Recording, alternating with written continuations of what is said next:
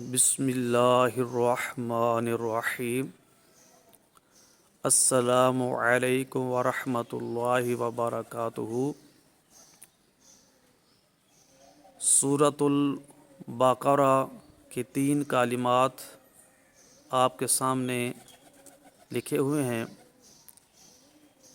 ان 3 کلموں کو کس طرح پڑھنا ہے، ان پر جو تجویدی قوانین جاری ہوتے ہیں وہ آپ کے سامنے موجود ہیں۔ ان کا اجرا کیسے کرنا ہے، اور خصوصاً آج غنہ پر بات ہوگی کہ غنہ کا معنی کیا ہے، غنہ کی اقسام، ان کی مثالیں انشاءاللہ یہ آپ کو بتائی جائیں گی۔ تو سب سے پہلے ہم ان کلمات کو پڑھتے ہیں۔ ان الذین، یہاں پر غنہ کریں گے، غنہ زمانی۔ یہاں پر مد اصلی ہے، یا مدہ ہے، یا مدہ میں مد اصلی پائی جاتی ہے، اس لیے یہاں پر زال کو پڑھتے وقت یا مدہ آگے آنے کی وجہ سے زال کو دراز کریں گے، 1 الف کی مقدار۔ اور یہاں پر بھی واو مدہ موجود ہے، اور واو مدہ میں مد اصلی پائی جاتی ہے، لہذا را کو دراز کریں گے، اور یہ درازگی 1 الف کی مقدار ہوگی۔ اب ان 3 چیزوں کا خیال رکھتے ہوئے غنہ، مد اصلی، یا مدہ، واو مدہ، ان کا خیال کرتے ہوئے ہم پڑھیں گے۔ ان الذین کفروا، دراز کریں۔ اگر کوئی کفروا پڑھتا ہے تو اس نے غلطی کی، کیونکہ واو مدہ کو دراز نہیں کیا۔ اگر کوئی ان الذین پڑھتا ہے تو غنہ بھی اس نے چھوڑا، اور یہ یا مدہ کی بھی ادائیگی نہیں ہوئی۔ تو صحیح پڑھنا ہے ان الذین کفروا۔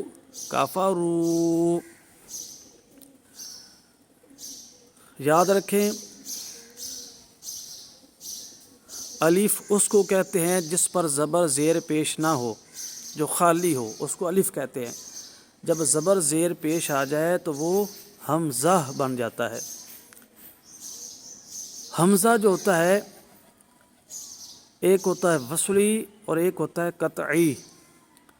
حمزہ وصلی وہ ہوتا ہے جو وصل کے وقت گر جاتا ہے، اور حمزہ قطعی وہ ہوتا ہے جو وصل کے وقت نہیں گرتا۔ ٹھیک ہے، حمزہ وصلی گر جاتا ہے، حمزہ قطعی بھی نہیں گرتا، اور حمزہ اصلی بھی نہیں گرتا۔ ٹھیک ہے، تو یہ جو سب سے پہلا حرف ہے، اب ہم نے دیکھنا یہ ہے کہ اس کو الف پڑھیں گے کہ حمزہ پڑھیں گے۔ تو بھائی اس کو حمزہ پڑھیں گے، کیونکہ الف وہ ہوتا ہے جو خالی ہوتا ہے، جب زبر زیر پیش آ جائے تو وہ حمزہ بن جاتا ہے۔ تو کیا وصل کے وقت یہ حمزہ گرے گا یا نہیں گرے گا؟ یہ نہیں گرے گا۔ اگر آپ پچھلی آیت کے ساتھ وصل بھی کرتے ہیں تو یہ اسی طرح ہی پڑھا جائے گا، ان الذین، یعنی یہ پڑھنے میں آئے گا۔ اگر پیچھے وقف کر لیں گے، یہاں سے ابتدا کریں گے، تو پھر بھی یہ پڑھنے میں آئے گا۔ دوسری چیز، غنہ زمانی مظہرہ، یہ آپ کو نظر آ رہا ہے۔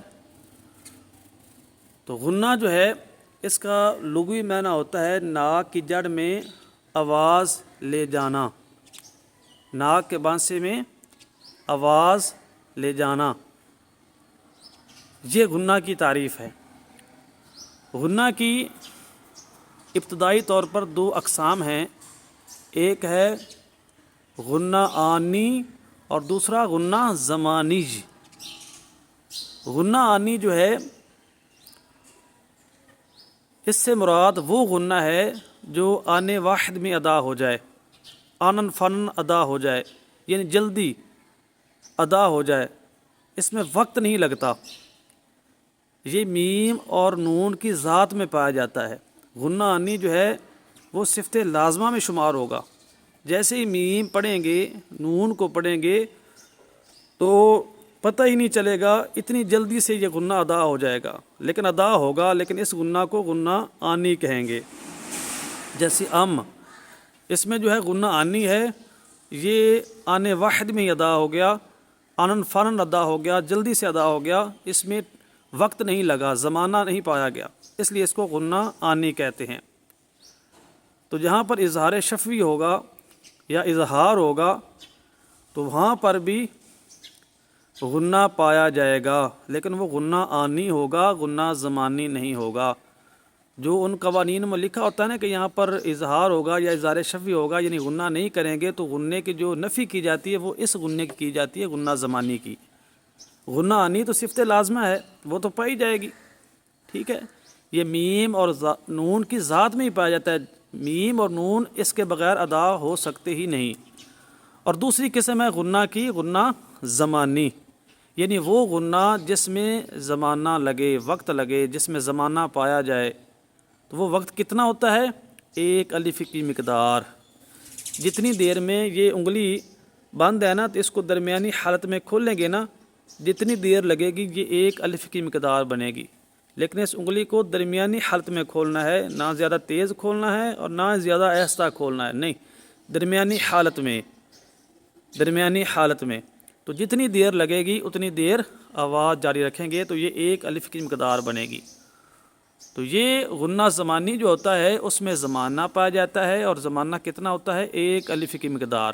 غنہ زمانی کی آگے دو اقسام ہے، غنہ زمانی مظہرہ، غنہ زمانی مخففہ، یہ دو اقسام ہیں۔ غنہ زمانی مظہرہ وہ ہوتا ہے کہ ایسا غنہ جو نون یا میم کے مخرج میں ایک الف کی مقدار تک ادا ہو،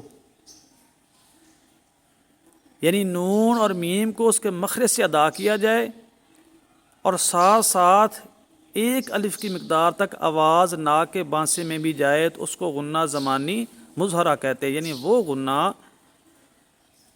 جس میں زمانہ پایا جائے، زمانی یعنی ایک الف کی مقدار بھی اس میں پائی جائے، اور وہ اپنے مخرج سے جو حروف ہیں ان کو ادا کر کے ادا ہو، یعنی ناک کے بانسے میں آواز جائے لیکن حروف کو ان کے مخرج سے ادا کیا جائے، وہ اپنے مخرج سے ظاہر ہو رہے ہوں، اس لیے ان کو مظہرہ کہا جاتا ہے۔ مثال کے طور پر یہ اب ہم پڑھتے ہیں ان،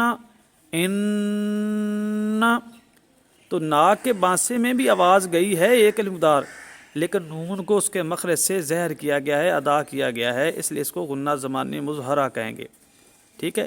ان، دیکھیں زبان کے کنارے اوپر والے تعلق کے ساتھ لگے رہے، یعنی نون کو اس کے مخرج سے بھی ادا کیا اور ساتھ ساتھ ایک الف کی مقدار تک آواز جو ہے ناک کے بانسے میں بھی گئی، اس لیے اس کو غنہ زمانی مظہرہ کہا۔ غنہ زمانی جو مخففہ ہوتا ہے اس میں یہ ہوتا ہے کہ جو حرف ہوتا ہے اس کو اس کے مخرج سے ادا نہیں کیا جاتا، بلکہ اس حرف کو بھی ناک کے بانسے میں چھپا کر اور ساتھ ساتھ وہاں ایک الف کی مقدار غنہ بھی کیا جاتا ہے، یہ فرق ہوتا ہے۔ بعض لوگ غنہ زمانی مظہرہ اور مخففہ میں فرق نہیں کرتے، ایک ہی طرح کا غنہ کرتے ہیں، یہاں پر بھی یہاں پر بھی نہیں، غنہ زمانی میں، مظہرہ میں اور مخففہ جس کو ہم اخفاء بھی کہتے ہیں عام لفظوں میں، تو اس میں فرق ہوتا ہے۔ یہ اب کریں گے تو نون کو اس کے مخرج سے ادا کریں گے، یہاں پر بھی نون ہے لیکن یہاں اس کو مخرج سے ادا نہیں کریں گے بلکہ ناک کے بانسے میں چھپا کر ادا کریں گے۔ ان، آتا، آتا، یعنی زبان کو اب آپ اوپر والے تالوں کے ساتھ لگائیں گے نہیں، یہاں پر لگائیں گے، یعنی اس جب غنہ زمانی مظہرہ ہوگا تو زبان کے کنارے کو اوپر والے تالوں کے ساتھ جما کر رکھیں گے، جو اس کا مخرج ہے وہاں سے نون کو ادا کیا جائے گا، لیکن اخفاء میں زبان کے کناروں کو اوپر والے تالوں کے ساتھ لگا کر نہیں ادا کریں گے بلکہ اب نون کو ناک کے بانسے میں چھپا کر، اخفاء کہتی ہیں چھپانے کو، مخفف جس کو چھپایا گیا ہو اس حرف کو بھی چھپا دیا جائے ناک کے بانسے میں اور ساتھ ساتھ وہاں ایک الف مقدار تک آواز جاری رہے تو اس کو غنہ زمانی مخففہ کہتے ہیں۔ تو یہ آپ نے تعریفیں یاد کرنی ہے۔ اب ہم یہاں دیکھیں یہ جو اقسام پڑھی اس کا فائدہ کیا ہوا، یہاں جو شروع میں ہم نے غنہ کیا یہ کون سا ہے؟ تو یاد رکھیں نون مشدد اور میم مشدد میں ہمیشہ غنہ زمانی مظہرہ ہوتا ہے، ٹھیک ہے۔ تو غنہ تو ہوگا وہاں پر غنہ آنی ہوگا کہ زمانی ہوگا؟ بھائی غنہ آنی نہیں ہوگا، کیونکہ وہاں تشدید موجود ہے، تو غنہ زمانی ہوگا۔ غنہ زمانی کی کون سی اقسام میں سے، دو اقسام میں سے کون سی قسم والا غنہ ہوگا؟ تو غنہ زمانی مظہرہ ہوگا، ٹھیک ہے۔ حرف کو اس کے مخرج سے بھی ادا کریں گے زہر کر کے، اور ساتھ ساتھ غنہ بھی کریں گے۔ تو اب ہم پڑھیں گے ان الذین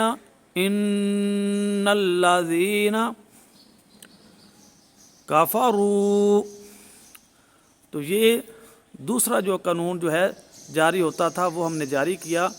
آگے جو ہے یہ لام ہے، اس سے پہلے زبر ہے، تو کیا اس کو پر پڑھیں گے یا بریک پڑھیں گے؟ بھائی اس کو بریک پڑھیں گے، کیونکہ اس میں جلالت اللہ کے لام کے علاوہ باقی جتنے بھی لام ہوتے ہیں وہ بریک پڑھے جاتے ہیں۔ یا جزم والی سے پہلے زیر ہے، تو یہ یا کون سی ہے؟ یہ یا مدہ ہے۔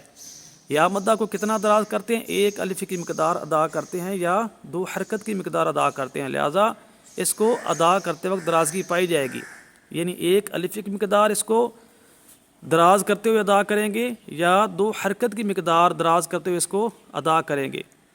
تو پڑھیں گے دینا دینا، ان میں مد اصلی پائی جاتی ہے، لہذا ان کو دراز کریں گے۔ اور آگے واو مدہ، واو جزم والی سے پہلے پیش ہو تو وہ واو مدہ بنتی ہے، تو اس کو بھی ایک الف کی مقدار دراز کرتے ہوئے ادا کریں گے یا دو حرکت کی مقدار۔ ایک الف کی مقدار کا اندازہ بند انگلی کو درمیانی حالت میں کھولنے سے لگایا جاتا ہے، اور دو حرکت کی مقدار سے مراد یہ ہے کہ ایک حرکت کی جو مقدار ہوتی ہے اس کو دگنا کر دیا جائے، ڈبل کر دیا جائے، ٹھیک ہے۔ تو حروف مدہ تین ہیں، الف مدہ، واو مدہ، یا مدہ۔ الف سے پہلے زبر ہو تو الف مدہ، واو ساکنہ سے پہلے پیش ہو تو واو مدہ، اور یا ساکنہ سے پہلے زیر ہو تو یا مدہ بنے گی۔ را کو موٹا پڑھیں گے یا بریک؟ را کے اوپر زبر یا پیش ہو، جب را متحرکہ ہو تو را کے اوپر زبر یا پیش ہو تو را کو پر پڑھتے ہیں، لہذا یہاں پر را کو پر یعنی موٹا پڑھا جائے گا۔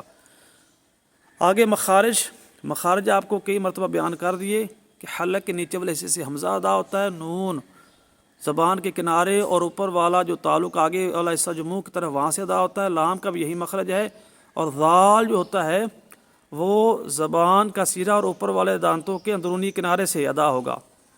جو حروف مدہ ہیں یہ جوف دان یعنی منہ کے خالی حصے سے ادا ہوتے ہیں، یا مدہ اور واو مدہ۔ نون کا مخرج ہو چکا، کاف زبان کے جڑ اور تعلق کا سخت حصہ، فا اوپر والے دانتوں کی نوک اور نیچے والے ہونٹ کے طری والا حصہ، را کا بھی یہی مخرج ہے جو نون اور لام کا مخرج ہے، یعنی زبان کے کنارے اور اوپر والا تعلق کا آگے والا حصہ جو منہ کی طرف ہے۔ زبر زیر پیش، یہ جو علامت ہے اس کو زیر کہتے ہیں، اس کا دوسرا نام کسرہ ہے، جس حرف کے نیچے کسرہ اس کو مکسور کہتے ہیں، منہ کھول کر اور آواز نیچے ادا کر کے اس کو ادا کرتے ہیں۔ یہ جو علامت موجود ہے یہ موجود ہے، اس کو زبر کہتے ہیں، اس کا دوسرا نام فتحہ ہے، اس کو منہ کھول کر ادا کرتے ہیں۔ جس حرف پر یہ فتحہ ہے اس کو مفتوح کہتے ہیں۔ یہ جو علامت ہے اس کو پیش کہتے ہیں، جس کا دوسرا نام ضمہ ہے، جس حرف کے اوپر یہ ضمہ ہو اس کو مضموم کہتے ہیں، اس کو ادا کرتے وقت ہونٹوں کو گول کرتے ہیں۔ سب سے آخر میں جزم اور تشدید، یہ دال نما جو علامت اس کو جزم کہتے ہیں، اس کا دوسرا نام سکون ہے، جس حرف پر سکون اس کو ساکن کہتے ہیں۔ ساکن حرف کو اپنے سے پچھلے حرف سے ملا کر پڑھتے ہیں، جیسے ہم نے یہاں پڑھا، جس سے ملا کر یا کو ذال کے ساتھ اور واو کو را کے ساتھ۔ یہ جو تین دندان والی علامت اس کو تشدید کہتے ہیں، جس حرف پر تشدید اس کو مشدد کہتے ہیں، اور مشدد حرف کو دو مرتبہ پڑھتے ہیں، ایک مرتبہ پچھلے حرف سے ملا کر اور دوسری مرتبہ خود اس کی حرکت کے مطابق ذرا رک کر ذرا ٹھہر کر۔ تو یہ آج کا سبق ہے، یہ آپ نے آیہ مقصہ یاد کرنی ہے، پڑھنا بھی صحیح آ جائے، اور جو قوانین جاری ہوتے ہیں وہ قوانین یاد کرنے اور ان قوانین کا اجرا کر کے اس کی روشنی میں اس آیہ مقصہ کو پڑھنا ہے۔ اگر کسی جگہ سے سمجھ نہیں آئی تو آپ پوچھ سکتے ہیں۔ جزاک اللہ۔